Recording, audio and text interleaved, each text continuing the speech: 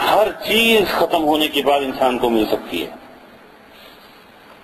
یہاں تک کہ انسان کا اپنا پورا خاندان، بیوی بچے سارے چلے جائیں پھر بھی وہ دوسرا خاندان بنا سکتا ہے، کاروبار ختم ہو جائے وہ دوسرا کاروبار شروع کر سکتا ہے۔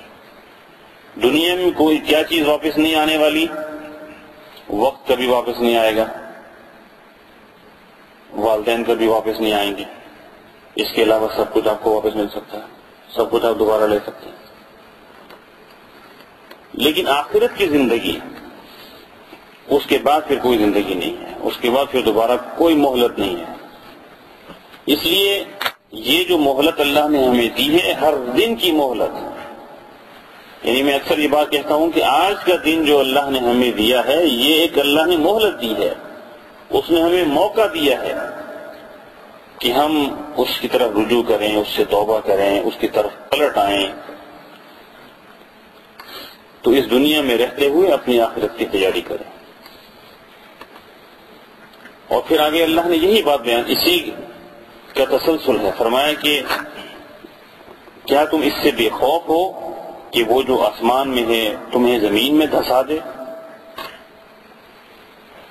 اور یکایک یہ زمین ہلنے لگے؟ کیا تم اس سے بے خوف ہو کہ وہ جو آسمان میں ہے تم پر پتھراؤ کرنے والی ہوا بھیج دے؟ یعنی یہ عذاب کی دو صورتیں اللہ نے بیان فرمائی ہیں کہ تم گناہ میں کیوں پڑے ہوئے ہو، رب کی نافرمانی میں کیوں پڑے ہوئے ہو؟ کیا تم اپنے آپ کو محفوظ سمجھتے ہو کہ تم اپنے گھروں میں محفوظ ہو کہ اللہ تعالیٰ تمہیں زمین میں نہیں دھسا سکتے، یا ہوا تمہیں تمہارے گھروں کو اڑا کے نہیں لے جا سکتی؟ آپ کو تو پتا ہے کہ یہ کتنا امریکہ میں یہ ہوتا ہے کہ گھروں کے گھر اڑ جاتے ہیں۔ تو اسی طرح قارون کو اللہ نے زمین میں دھسا دیا۔ تو کبھی بھی انسان اپنے آپ کو اللہ کے عذاب سے محفوظ نہ سمجھے، اس کا مطلب یہ ہوا کہ انسان کبھی بھی نافرمانی نہ کرے رب کی، ورنہ اسی لیے تکالیف آتی ہیں نا، اسی لیے پریشانیاں آتی ہیں کہ انسان جب گناہ کرتا ہے تو اس کو پریشانیاں آتی ہیں، اس کو شوق لگتے ہیں۔ اور وہ مثال پتہ نہیں میں نے دی ہے کہ نہیں، یہ الیکٹریسٹی جو ہے یہاں پہ، اس میں ایک نیگیٹو ہے ایک پازیٹو ہے، ٹھیک ہے؟ یہ الیکٹریسٹی میں یہ جب نیگیٹو اور پازیٹو اکٹھا ہوگا تو الیکٹرک شاک ہوگا نا۔ یہی معاملہ ہے ایک مومن کا کہ مومن کی زندگی میں اگر سب پازیٹو ہے، اچھائیاں ہیں، نیکیاں ہیں تو سب خیر ہے، لیکن جب اس کی زندگی میں نیگیٹو آئے گا اور یہ نیگیٹو اور پازیٹو ایک مومن کی زندگی میں ملے گا تو اس کو شوق پہنچیں گے، بیماری آ سکتی ہے، ایکسیڈنٹ ہو سکتا ہے، جاب جا سکتی ہے، بچوں کی طرف سے نافرمانی ہو سکتی ہے، وہ کاروبار میں لاس ہو سکتا ہے، کچھ بھی ہو سکتا ہے۔ تو کبھی بھی کوئی تکلیف پہنچے، کوئی نقصان پہنچے تو یہ سمجھیں کہ میں نے کچھ نیگیٹو کیا ہے، یہ نہ کہیں کہ میرے ساتھ ایسا کیوں ہوتا ہے، اے اللہ میں ہی کیوں؟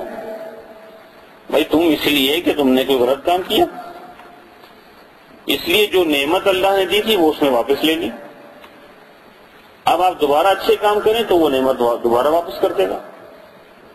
تو ہمیشہ زندگی کی پریشانیوں اور تکالیف کو اپنی طرف ریفر کریں کہ شاید میں نے کچھ نیگیٹو کیا ہے جس کی وجہ سے مجھے آج یہ دن دیکھنا پڑا۔ تو کبھی بھی اپنے آپ کو اللہ کے عذاب سے محفوظ نہ سمجھیں۔ اور یہ زلزلے یا ہواؤں کا جو معاملہ ہے، تباہیاں یہ تو اچانک آتی ہیں، یہ اچانک آتی ہیں۔ اور کفار کا بھی یہ رویہ تھا، اللہ نے خود قرآن میں ذکر کیا ہے کہ ایک دفعہ گزشتہ قوموں میں سے کسی قوم کا تذکرہ اللہ نے کیا اور فرمایا کہ اس قوم پر اللہ نے پتھروں کی بارش کرنی تھی تو ہوائیں چلنے لگیں، لوگوں نے یہ سمجھا کہ یہ تو رحمت کی ہوائیں ہیں اور ابھی اس سے بارش ہوگی اور ہماری کھیتیاں لہلا اٹھیں گی، لیکن جب وہ ہوائیں چلی تو اس میں عذاب تھا۔ تو کبھی بھی انسان اپنے آپ کو محفوظ نہ سمجھے۔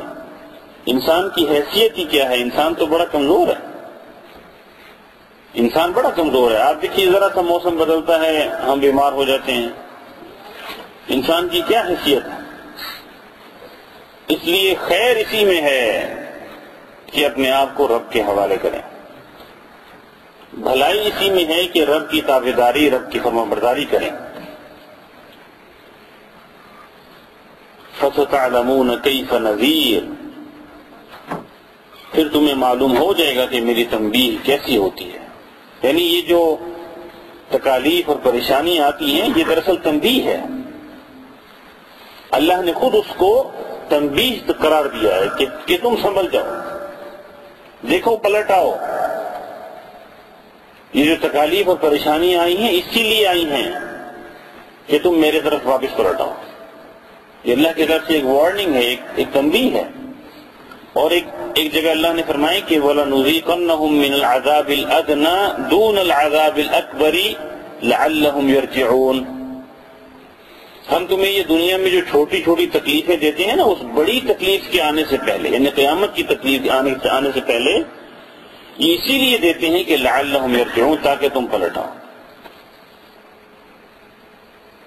اور اس کا ایک اور پہلو یہ ہے کہ اللہ تعالیٰ جب کسی کو تکلیف دیتا ہے نا، یہ بھی اس کی محبت کی علامت ہے کہ وہ چاہتا ہے کہ میرا بندہ میری طرف واپس پلٹ آئے۔ تو اس کو کبھی بھی شکایت کے طور پہ نہ محسوس کریں، یہ شکایت کے طور پہ پیش نہ کریں کہ ایسا میرے ساتھ کیوں ہوتا ہے۔ یہ اللہ کی محبت بھی ہے، اللہ کی تنبیہ بھی ہے، اس کی وارننگ بھی ہے۔ بس مقصد یہ ہے کہ آپ اللہ کی طرف پلٹ آئیں۔ وَلَقَدْ كَذَّبَ الَّذِينَ مِن قَبْلِهِمْ، ان سے پہلے گزرے ہوئے لوگ جھٹلا چکے ہیں۔ پھر دیکھ لو کہ میری گرفت کیسی سخت ہے، پچھلی قوموں پر اللہ نے کیسے کیسے عذاب نازل کیے ہیں۔ پھر اللہ تعالیٰ اپنی قدرتیں بیان کرتے ہیں۔ أَوَلَمْ يَرَوْا إِلَى الطَّيْرِ فَوْقَهُمْ صَافَّاتٍ وَيَقْبِضْنَ مَا يُمْسِكُهُنَّ إِلَّا الرَّحْمَنُ، کیا یہ لوگ اپنے اوپر اڑنے والے پرندوں کو پر پھیلائے اور پر سکیڑتے نہیں دیکھتے؟ رحمان کے سوا کوئی نہیں جو انہیں تھامے ہوئے ہے، وہی ہر چیز کا نگہبان ہے۔ اب دیکھیے یہ پرندے جو اس پوری کائنات میں اڑتے ہیں، کون ان کو سنبھالے ہوئے ہے؟ وہ پر پھیلاتے ہیں، پر بند کرتے ہیں۔ ہم خود جہاز میں سفر کرتے ہیں، کون اس جہاز کو اس ہوا میں اٹھا کے رکھتا ہے؟ اس ہوا میں تھامے ہوئے ہے بغیر کسی سہارے کے، اور جہاز بڑے آرام سے چلتا ہے اور آپ کو آپ کی منزل پہ پہنچا دیتا ہے۔ یہ سب کون کرنے والا ہے؟ بہت سارے لوگ حج پہ جا رہے ہیں، الحمدللہ، اللہ تعالیٰ قبول کرے۔ کیسے لوگ، لاکھوں لوگ دنیا بھر سے اس جہاز کے ذریعے حج کرنے پہنچ جاتے ہیں۔ کون اس جہاز کو سہارا دیتا ہے؟ کون اس کو تھامے ہوئے ہے؟ الا الرحمن، سوائے رحمان کے کوئی نہیں کر سکتا، سوائے رحمان کے کوئی نہیں کر سکتا۔ اسی طرح ہر بندے کو بھی رحمان تھامے ہوئے ہے۔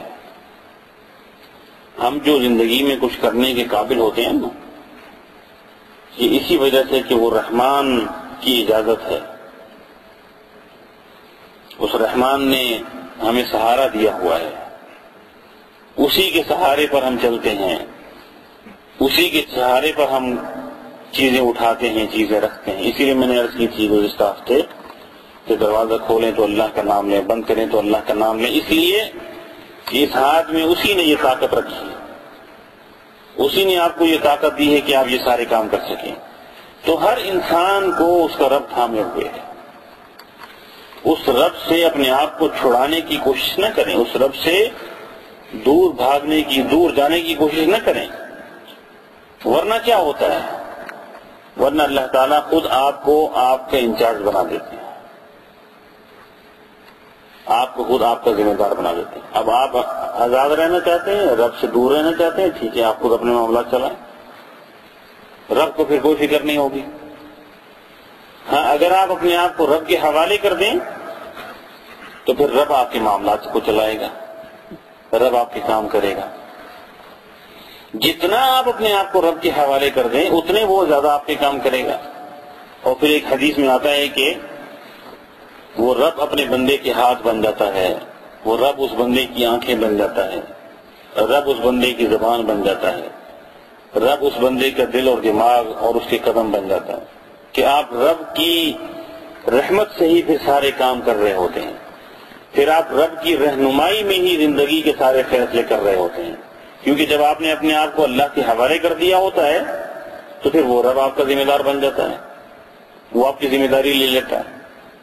اس لیے جتنا اس رب سے تعلق کمزور ہوگا اتنا انسان کے لیے مشکلات پیدا ہوں گی، اتنی اس کے لیے پریشانیاں آئیں گی. امن هذا الذي هو جند لكم ينصركم من دون الرحمن، بتاؤ آخر وہ کون سا لشکر تمہارے پاس ہے جو رحمان کے مقابلے میں تمہاری مدد کر سکتا ہے. حقیقت یہ ہے کہ یہ منکرین دھوکے میں پڑے ہوئے ہیں، رب کے سوا کوئی مدد نہیں کر سکتا.